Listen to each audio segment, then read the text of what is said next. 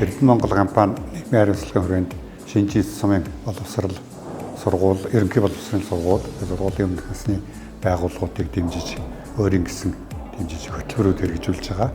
За үүний нэг одоо энэ жилийн хувьд их таашаал хүртэж байгаа ард түмнээс нэг өндөр үнэлгээ авч байгаа энэ хөтөлбөр бол энэ сургууль боловсрал, ерөнхий боловсролын сургууль 100 таблет өгсөн.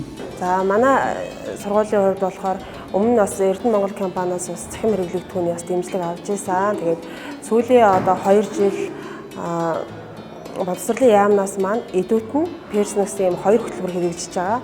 За энэнийг одоо шийдэхийн тулд бид нар бол дотоодынхаа төсвөөс бол нэг тодорхой хэмжээгээр шийдэж ийсэн. Гэхдээ энэ бол одоо манай сургуулийн хувьд бол хангалттай биш байсан. Тэгээд энэ хичээлийн жилд болохоор эдүүтний хөтөлбөрт орж байгаа ангиуд, Перснекс хөтөлбөрт хэрэгжүүлж байгаа ангиуд маань нэмэгдсэн учраас сум орон нутгтаа үйл ажиллагаа явуулж байгаа Эрдэнэ Монгол компанида хэрэгцээгээ тодорхойлоод сурагчдад маань одоо цахим хичээлд оролцох, цахим чадвараа сайжруулах таблетыг нийлүүлээч гэсэн юм санал өгсөн. Тэгээд энэ саналын маань Эрдэнэ Монгол компани маань хүлээн авч энэ хичээлийн жилээс сурагчид маань 100 ширхэг таабыг одоо эдүүт нь Перснекс хөтөлбөрийн чанарыг сайжруулах, сургалтандаа ашиглах чиглэлээр ингээд хэрэгжүүлээд эхэлж байна. За тэгээд энэ таблетыг болохоор бид хүн эдүүт нь Перснекс хөтөлбөрөө хэрэгжүүлэхэд ашиглаж байна. Нэгдүгээр, хоёрдугаар гэх юм бол байгалийн ухааны хичээлүүдээ туршилттай хичээл лаборатори чиглэлээр бас ингэж ашиглаж байна. Тэгээд